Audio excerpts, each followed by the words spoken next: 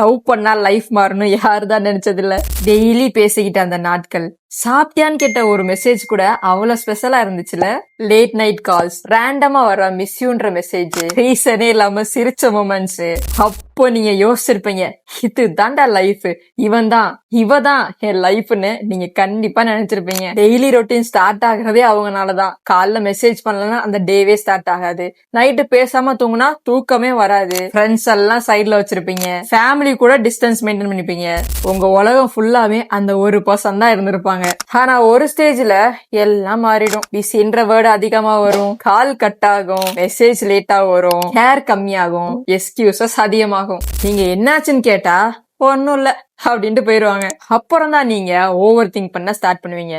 நான் தான் தப்பா, என்னாலதான் ஆச்சா, ஏன் அவங்க விட்டுட்டு போனாங்க, எதுக்காக விட்டுட்டு போனாங்கன்னு சொல்லிட்டு அவங்க போனதுக்கான ரீசனை தேடி நீங்க அலைவீங்க. எல்லாரையும் நான் தப்பு சொல்லல. நீங்க நிறைய பேர் ட்ரூவாவும் லவ் பண்றாங்க, அண்ட் நிறைய பேர் இந்த மாதிரி டைம் பாஸ்க்காகவும் லவ் பண்றாங்க. உங்களுக்கு மட்டும்தான் அது லவ், அவங்களுக்கு ஜஸ்ட் டைம் பாஸ். அப்புறம் என்ன, நிறைய யோசிச்சிருப்பீங்க, நிறைய அழுதுருப்பீங்க, வெளியில எல்லாருக்கிட்டையும் நல்லா இருக்க மாதிரி நடிச்சிருப்பீங்க.